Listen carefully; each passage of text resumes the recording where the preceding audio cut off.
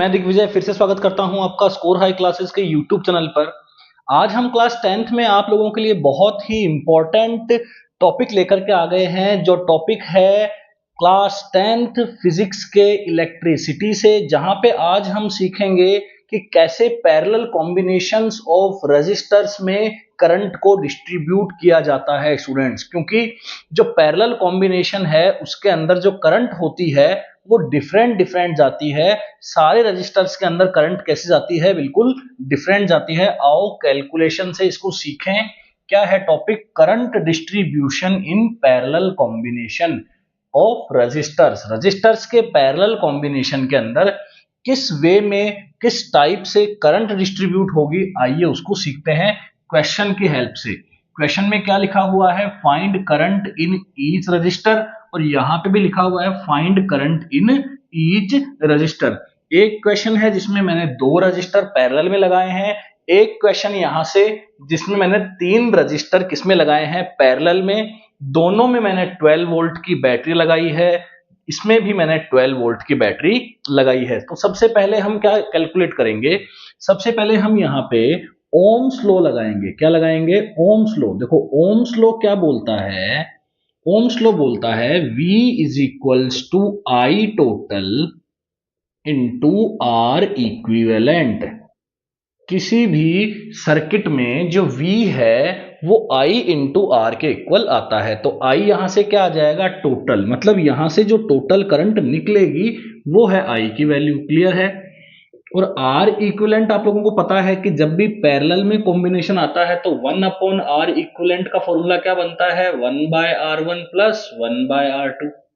तो यहां से 1 बाय R इक्विवेलेंट की वैल्यू क्या आ जाएगी बच्चों? 1 अपॉन 2 प्लस 1 अपॉन 6। क्लियर है? एलसीएम कितना आ जाएगा? 6, 2 का 3, 6 का 1, क्या आ जाएगा? 4 बाय 6। 4 बाय 6 को क्या कर देंगे? 4 बाय 6 को यहां से 2 और 6 ही है, तो 4 बाय 6 को यहां से क्या कर देंगे? 6 बाय 4। क्या कर देंगे बच्चों? 6 बाय 4। इसका मतलब यहां से आ जाएगा 3 बाय 2। 1 बाय आर इक्विवेलेंट कितना आया है? 6 बाय 4। 4 बाय 6 आया 1 बाय आर इक्विवेलेंट। तो आर इक्विवेलेंट को कैलकुलेट करने के लिए क्या कर देंगे? रेसिप्रोकल, जो कि क्या बन जाएगा? 6 बाय 4 मतलब 3 बाय 2। तो यहां से क्या आ जाएगा? 3 बाय 2। V कितना है? 12 वोल्ट। V कितना है? 12 वोल्ट। तो I यहां से क्या आ जाएगा? 12 इंटू 2 अपॉन का 3, तो 8 एम्पियर की टोटल करंट यहां से निकलेगी। इस बैटरी से 8 एम्पियर की टोटल करंट निकलेगी। आ रही है बात समझ में? 8 एम्पियर की टोटल करंट यहां से निकलेगी। अब 8 एम्पियर की करंट यहां चली यहां पे आने के बाद में 8 एम्पियर की करंट इसमें भी डिस्ट्रीब्यूट होगी और 8 एम्पियर की करंट इसमें भी डिस्ट्रीब्यूट होगी। मतलब 8 एम्पियर में से 8 एम्पियर में से कुछ करंट इस 2 ओम के रजिस्टर में जाएगी और कुछ करंट 6 ओम के रजिस्टर में जाएगी। आई होप यहां से ये बात आपको समझ में आ रही होगी। लेकिन आपको ये समझना है, आज का टॉपिक ही आपका ये है कि जो डिस्ट्रीब्यूशन जो करंट का होगा वो किस हिसाब से होगा, कैसे डिस्ट्रीब्यूट होगी करंट। देखो आप ये जानते हैं कि जो रेजिस्टेंस है उसका मतलब ही क्या है कि वो करंट को क्या करे? अपोज करे, या करंट के फ्लो को क्या करे? अपोज करे, उसको बैरिकेड लगाए एक तरीके से। क्लियर है? तो यहां पे देखो अब 2 ओम का बैरिकेशन है और 6 ओम का बैरिकेशन है, या 6 ओम का रेजिस्टेंस है। तो 2 ओम का रेजिस्टेंस कम रजिस्ट कर पाएगा, इसका मतलब करंट इसमें क्या करेगी? ज्यादा फ्लो करेगी। यहां से 6 ओम का रेजिस्टेंस है, ये करंट को ज्यादा रजिस्ट कर पाएगा, इसलिए यहां से करंट कम फ्लो करेगी। आई होप यहां तक आपको समझ में आया होगा कि 2 ओम के रजिस्टर के अंदर करंट की फ्लो क्या होगी? ज्यादा होगी, और 6 ओम के रजिस्टर के अंदर करंट की फ्लो क्या होगी? कम। ठीक है? मैं आपको इसको सिंपल मेथड से समझा देता हूं। कौन से लॉ से हम इसको समझ लेंगे? ओम्स लॉ से। तो ओम्स लॉ से ही हम इसको भी समझ लेंगे। ध्यान से देखो, करंट कितनी एम्पियर की गई? 8 एम्पियर की। एक बार फिर से चेक कर लें। 1 बाय 2 प्लस 1 बाय 6, 6 है एलसीएम 2, 3, 6, 1, 4 बाय 6। 4 बाय 6 का रेसिप्रोकल 6 बाय 4, 3 बाय 2। क्लियर है? 3 बाय 2 ओम यहाँ पे पुट कर दिया, 12 टू द 24 बाय 3, 8 एम्पियर। ठीक है? तो यहां से अब आ रही है 8 एम्पियर। अब यहां से 8 एम्पियर में से यहां कर दो I1 और यहां कर दो I2। तो यहां पे इस वाले के अंदर आप क्या लगाएंगे? Ohm's law. तो इसका जो पोटेंशियल है वो कितना है? 12 वोल्ट है, क्योंकि पोटेंशियल जो होता है वो पैरेलल कॉम्बिनेशन में सेम होता है। तो यहां से 12 वोल्ट आ जाएगा इसका पोटेंशियल। तो यहां पे लगाओगे V is equals to I1 into R1। तो ये कितना है 12, I1 हमें पता नहीं, कोई बात नहीं, R1 कितना है 2। तो यहां से I1 की वैल्यू आ गई 12/2 मतलब 6 एम्पियर। क्लियर है? I1 की कितनी वैल्यू आ गई यहां से 6 एम्पियर। अब देखो यहाँ पे 6 एम्पियर चला जाएगा, टोटल 8 एम्पियर निकला था, 6 एम्पियर यहाँ चलाया जाएगा तो यहाँ कितना जाएगा 2 एम्पियर। वैसे भी आप कैलकुलेट ऐसे भी आप कैलकुलेट कर सकते हैं, V इक्वल्स टू I2R2 से भी आप कैलकुलेट कर सकते हैं, आसानी से आपको आंसर मिल जाएगा। आ जाइए क्वेश्चन नंबर सेकंड पे। क्वेश्चन नंबर सेकंड पे, ठीक। तो क्वेश्चन नंबर सेकंड में वहीं फिर से क्या लगाना पड़ेगा, ओम्स लॉ लगाना पड़ेगा। तो ओम्स लॉ लगाते हैं तो ओम्स लॉ क्या बोलेगा, V is equals to I total into R equivalent.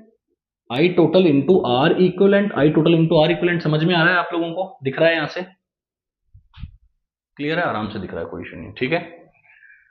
तो V कितना है 12, आई टोटल पता नहीं, आर इक्विवेलेंट कितना है, अब आर इक्विवेलेंट निकालना पड़ेगा 1/2। तो यहां से आर इक्विवेलेंट का कैलकुलेशन कैसे करेंगे, 1/r equivalent equals to 1/r1 plus 1/r2 plus 1/r3, 1/2 plus 1/3 plus 1/6। LCM कितना आ जाएगा 6, 2 का बोलो 3, 3 का बोलो 2, 2 को 1 से, 6 को बोलो 1, 3 प्लस 2 5, 6/6, 6/6 का रेसिप्रोकल भी क्या आएगा 1 ओम। तो यहां से आर इक्विवेलेंट की वैल्यू कितनी आ गई, आर इक्विवेलेंट की वैल्यू आ गई यहां से 1 ओम। तो यहां क्या पुट करना पड़ेगा 1। तो आई टोटल, जो टोटल करंट निकली है वो कितना एम्पियर की निकली है, 12 एम्पियर की। टोटल करंट कितने एम्पियर की निकली है बच्चों, 12 एम्पियर। मतलब यहाँ से 12 एम्पियर की करंट निकली, 12 एम्पियर करंट निकली और 12 एम्पियर करंट निकली। अब यहाँ पे करंट कितनी गई, इसमें I1, यहाँ कितनी गई I2 और यहाँ कितनी गई I3। समझ में आ रही है बात? तो आप I1 की वैल्यू कैसे निकालेंगे, I1 की वैल्यू कैसे निकालेंगे, ध्यान से सुनो। I1 के लिए निकालेंगे V इंटू R1। तो V तो कितना है 12 है, क्योंकि पोटेंशियल तो पैरेलल में क्या रहता है, सेम रहता है। तो यहाँ कितना आ जाएगा 12, यहाँ कितना आ जाएगा 2। क्लियर है? V इक्वल्स टू क्या लगाओगे, IR1 लगाओगे, I1 R1। तो V तो कितना है 12 है, यहाँ से I1 आ जाएगा, R कितना है 2, तो I1 कितना आ जाएगा 12/2, कितना आ जाएगा 6 एम्पियर। I1 समझ में आया आपको, I1 कितना आ जाएगा 6 एम्पियर। अगर ऊपर I2 निकालें तो I2 क्या करेंगे, V/R2 करेंगे। तो V कितना है 12, R2 कितना है 3, तो कितना आ जाएगा यहाँ से 4 एम्पियर। और I3 देखेंगे तो I3 कितना आ जाएगा, V/R3। V कितना है 12, 12 तीनों में सेम रहेगा, पैरेलल में सेम रहता है ना पोटेंशियल। और R3 कितना है 6, तो यहाँ से क्या आ जाएगा 2 एम्पियर। आप खुद ध्यान से देखो, जहां पे रेजिस्टेंस कम है, जहां पर रेजिस्टेंस की वैल्यू कम है, वहां पे आप देख पा रहे हैं 12 एम्पियर में से टोटल करंट में से 6 एम्पियर डिवाइड हुआ। जहां रेजिस्टेंस कम है वहां करंट की वैल्यू क्या आ रही है, ज्यादा आ रही है। 3 ओम है तो 3 ओम में कितनी आ रही है 4 एम्पियर। और लास्ट में क्या है 6 ओम, तो 6 ओम में कितनी आ रही है, क्योंकि 6 ओम क्या है, ज्यादा रेजिस्टेंस है, ज्यादा रेजिस्टेंस इसमें कितनी जा रही है 2 एम्पियर। तो ये था स्टूडेंट आज का टॉपिक। आप लोग वीडियो लेक्चर्स को लाइक एंड शेयर करते रहिए, ताकि आप लोगों को और भी अच्छे अच्छे वीडियोस मैं बना के दूं। बहुत शॉर्ट टाइम में मैं आप लोगों को बहुत सारी सिखाने की कोशिश कर रहा हूं। Thank you so much, keep watching.